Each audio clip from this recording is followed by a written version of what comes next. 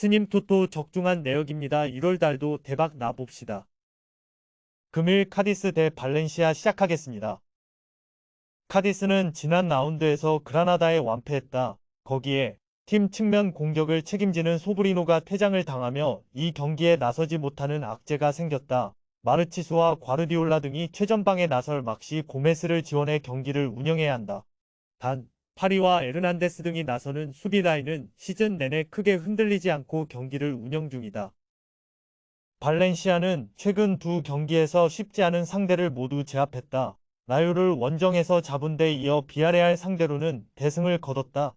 페페루가 중원에서 경기를 조율하며 멀티골을 넣었고 야렘척의 마무리도 좋았다. 우고 두로가 잘해주긴 했지만 그를 제외한 선수들이 부진했는데 야렘척과 로페스 등이 위협적인 움직임을 가져가고 있다.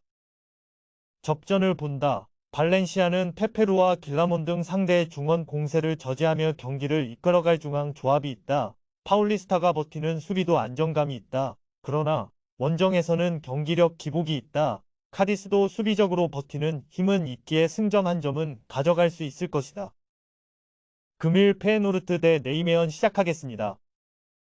페에노르트는 호벤에 패하며 주춤했지만 휴식기 전 2연승에 성공하며 2위를 유지했다. 트벤테와 알크마르의 추격을 받고 있긴 하지만 한 라운드 결과에 따라 순위가 바뀌진 않는다. 비록 우에다 아야세와 잠바크시가 아시안컵 일정을 위해 팀을 잠시 떠났지만 이바누세츠와 스탱스 등 공백을 메울 선수가 있고 히메네스가 절정의 골 감각을 자랑 중이다.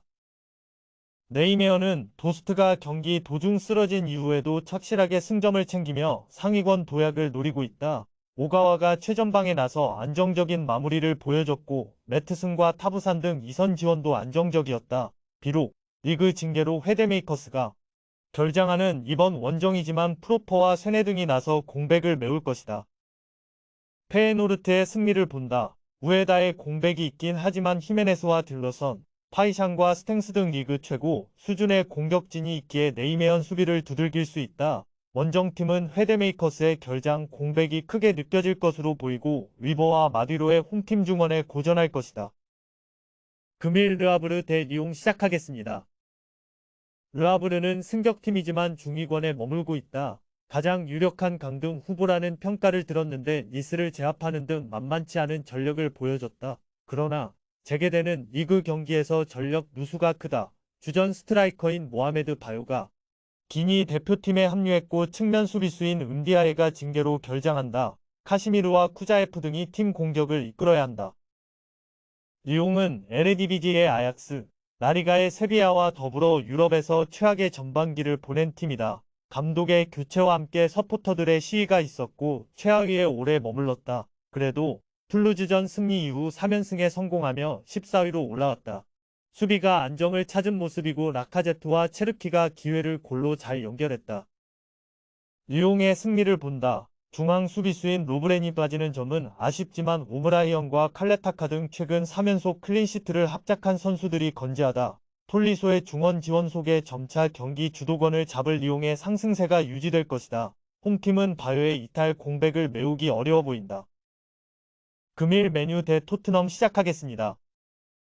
맨유는 리그 8위에 처져 있다. 지난 라운드에서는 노팅엄에 패했고 5경기에서 단 1승에 그치며 선두권과 차이를 좁히지 못했다. 전력 누수가 큰 점도 있고 전체적인 경기력 저하도 크다. 산초는 도르트문트로 떠났고 암라바의 네이션스컵 참가, 카세미루와 마운트의 장기 결장 등이 복합적으로 팀을 흔들고 있다. 페르난데스와 레시포드 등의 방해 승부를 걸어야 한다. 토트넘 역시 맨유 못지않게 전력 누수가 큰 팀이다. 팀 득점을 리드하는 주장 손흥민이 아시안컵 참가를 위해 팀을 비웠고 비수마와 파페사르도 아프리카로 떠났다. 베르너와 드라구신 등을 급히 영입하긴 했지만 전력 누수를 메우긴 쉽지 않다. 주전에 이탈 공백을 메워주던 벤 데이비스와 로셀소, 벨리즈 등도 부상으로 이탈했다.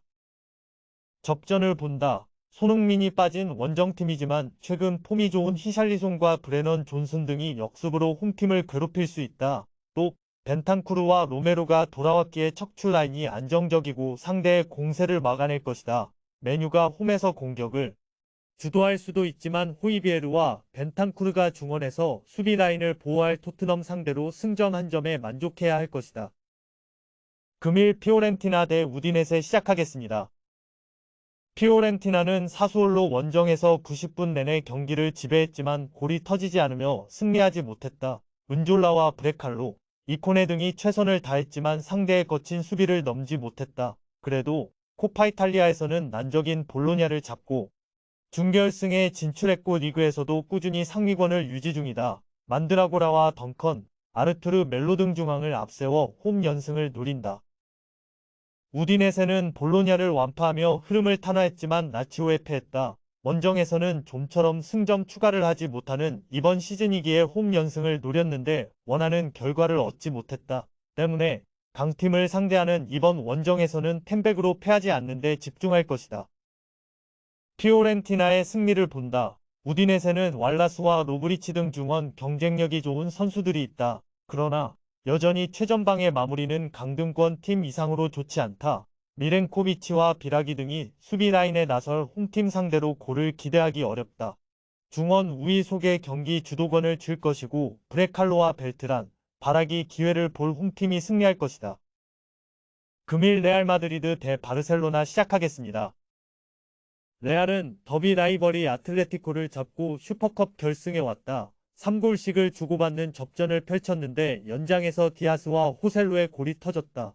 또 하나의 우승컵을 들어올리기 위해 전력을 다했는데 비니시우스 주니어와 벨링엄, 호드리고 등이 삼각편대가 경기를 지배했고 초우아메니의 중원 존재감도 대단했다. 차출로 인한 전력 누수가 없기에 풀 전력으로 나서는 이번 대회다. 바르샤는 후반 터진 레반도프스키의 선제골과 야말의 추가골로 오사수나를 잡고 결승에 왔다. 템백으로 나선 상대 수비에 고전한 경기였지만 후반 상대를 압도했다. 페드리가 복귀했지만 팀의 미래이자 현재로 평가받는 가비가 부상으로 빠졌지만 대용과 균도안이 경기 주도권을 가져왔고 하피냐가 특유의 돌파를 앞세워 상대 수비를 공략했다. 레알의 승리를 본다. 바르샤는 페드리가 복귀하긴 했지만 대용을 제외하면 공격적인 중앙 미드필더들이 많기에 벨링엄과 발베르데를 앞세울 레알 중원의 공세에 고전할 것이다. 발데와 쿤데 등이 나설 상대 측면 수비를 맞아 비니시우스가 돌파로 해결의 기회를 만들 레알이 승리할 것이다. 금일 랑스 대 PSG 시작하겠습니다. 랑스는 재개되는 리그 첫 경기에서 홈이지만 가장 어려운 상대를 만났다. 리그 선두이자 우승을 향해 가는 파리 생제르맹을 만나게 됐다. 풀 전력이라면 충분히 해볼 만한 경기지만 차출로 인한 전력 누수가 크다. 세네갈 팀에 합류한 남팔리스, 맨디를 비롯해 가나로 간 압둘 사메드, 후사노프까지 여러 선수가 자국을 대표하기 위해 팀을 비웠다. 파리 생제르맹은 이번 시즌 트래블을 위해 달려가고 있다. 니스에 내줬던 리그 선두 자리를 되찾았고 슈퍼컵에서도 툴루즈를 제압하고 우승했다. 그리고 시작되는 리그 경기에서 큰 전력 누수 없이 나설 수 있다. 이강인이 아시안컵 참가차 한국팀에 합류했지만 음바페가 레알 이적설을 무마시키며 남았고 아프리카 네이션스컵 참가 선수도 없다. 파리의 승리를 본다. 랑스는 사드와 소토카 등 공격을 이끌 선수들이 있다. 그러나 중앙 미드필더인 맨디와 압둘 사메드가 모두 빠진 공백이 크다. 비티냐와 자이르 에메리, 우가르테 등이 3선을 지키며 경기를 지배할 수 있고 음바페와 콜로 모아니가 해결할 파리가 승리할 것이다. 금일 조합픽은 모두 무료로 보내드렸습니다. 못 받으신 분들 및 궁금하신 분들은 영상 아래 고정 댓글로 편하게 말 걸어주세요.